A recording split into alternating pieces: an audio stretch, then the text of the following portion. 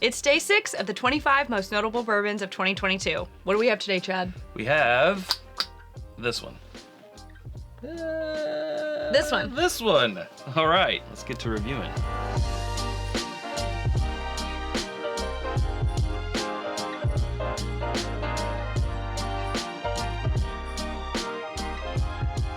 Welcome back. It's another day. It's another bourbon in our glass. I still like another day, another dram. Okay, yeah. I know fine. he doesn't want it. It's a smaller pour, but it's probably a half ounce. It's definitely not a dram. It's more than a dram. Several Okay, drams. whatever you say, Chad. Rich comes Rich? to words come to mind. Yeah, rich. Some, a little bit more of a subtle oak, maybe a little bit of tobacco, but I definitely get like a lot of like rich berry plum, almost bordering on wine territory. Fig jam. I also get a little bit of honey. A little honey. Well, I get a little bit of cinnamon. Okay, let's see your cinnamon. I get a little bit of black pepper. Oh. Ooh. There's like dark notes and sweet notes in there, and I like that balance. I like that play. Yeah, a little desserty. It is desserty, but it's so dark and like pretty dark. I think that the oak note comes through on the nose. Perception of proof, perception of age. Oh, let's see. To your health. I like the flavors. Mm-hmm. Mouthfeel, for me, I think it goes a little dry. It is bordering on it. It's just... Again, critiques and first sip here, right? We're under the microscope right now. Yeah, high bar, high stakes. Yes. First sip reaction is if it had more of a luscious mouthfeel. I'm loving the flavors in here. A lot that was on the nose is on the palate. Deep, dark, rich, dark honey, the mulled wine and fig, my fig jam. You love that. They're all in there. There's some tobacco. There is, as well, which on I the think, finish especially. Perception of age. So we might be dealing with an older product here. I am just gonna throw this out there. Throw it out. Based on the influence of the oak, like I do think it could be older, but I also feel like because of how much oak I'm getting, I think it could be the product of a secondary barrel, whether that be a wine finish or a toasted oak. Sure. And I can't remember off the top of my head what we've had before, and that doesn't matter, but I can't remember if we have another one in the mix that is a secondary barrel finish, but those like extra fruit notes and that, oak and tobacco coming through, like that, it could be from age, but I also think it could be from the result of a secondary barreling. Sure. So I'm gonna predict that it's potentially finished. Well, I want to go in for the second sip.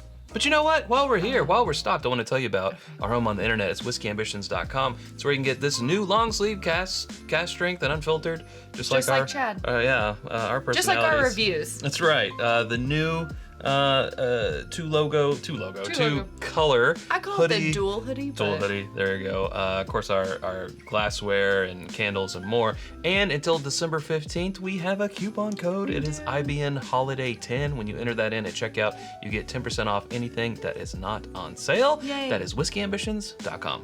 And you can become a patron at patreon.com/itsbourbonnight and join our community for as little as $1 a month.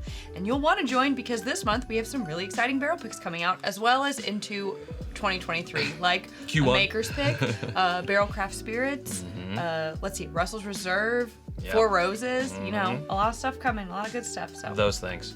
Second sip. it could be older. Wow. I just can't tell. You know what? Upon further investigation, I do think this is on the older side. How old? 12 to 15 is sort of what I'm picking up. I'm gonna say 15 plus. Okay. That's a stretch, but it has got some oak on it. It does. It's like a touch drying and tannic on the finish because I think it has so much oak. I don't know, am I gonna recant my double barrel prediction? I'm not sure. Well, the point of this isn't to try to guess, but it's fun for us. So let me just speak on that real quickly. I don't think it's like, one, I don't think it's 100 proof. Two, I don't think it's 18 years. So I don't think it's the Knob Creek 18. I Because I agree. don't think it also doesn't have the signature Deductive Knob Creek, reasoning. Nuttiness in there. All right, it's deceptively easy, but there's also parts of it where I feel like it's got to be over 100 proof. I'm thinking it is easy to drink. 15 years. I may have gone too far over. It doesn't taste like Wild Turkey, so I don't think it's the Russell's 13. It could be, but I think it drinks higher than 114. Man. I think it's in the 120s. Oh. So, I don't know. Should we find out? Yeah, because, I like this. We've been all over the board. They're sitting there laughing because they already know what it is. Okay, we have been drinking. Yep, I had an inkling it was King of Kentucky, but yet you didn't say that. Well, I hinted with it with the age and those things, but whew, It's 15 years? I don't know. Let's go to our handy dandy info sheet. This is all the things that are in here. So King of Kentucky is 127.3 proof. I said 120s, and I said 15 years old. I said 12 to 15, so I nailed it. Okay, not a competition. It is a competition for best of the year, and I'm the best guesser of the year. For your all's information, this is barrel number 24. It was bottle 18 of 97. It is non-chill filtered, and it goes for a retail price of $250. Whoa! Yes, woo, but wow, best of the year contender right here. I feel like you're very over the moon about it. I really like it. It does pack quite the punch, which the proof hound in me loves. But I think stats, with that proof and that age statement, and from King of Kentucky, which is like such a coveted release of the year. It is. For us, it's gone from our very first release that we got of it. We were like, and it was a bad and it bottle. was a bad. No one really liked that bottle. Bad bottle, bad batch. I'm not really sure what happened there. Bad single barrel. Every single one that we've had since then, though, has been like tip top. Yeah. Exceptional. So for us, I think that it can. I think this one can hold its own against, especially like when we're talking about BTAC being in here.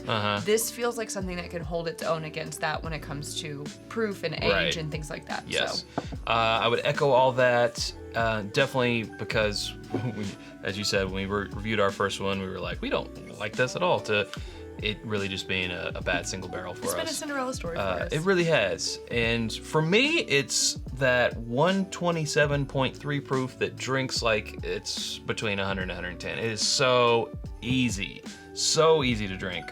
I can't get on board with you there, Chad, but... Well, I might be exaggerating a little bit, but it doesn't drink like 127.3. It's very easy. Well, I mean, it does and it doesn't. There's no no blowout afterwards like, oh, there's some heat here.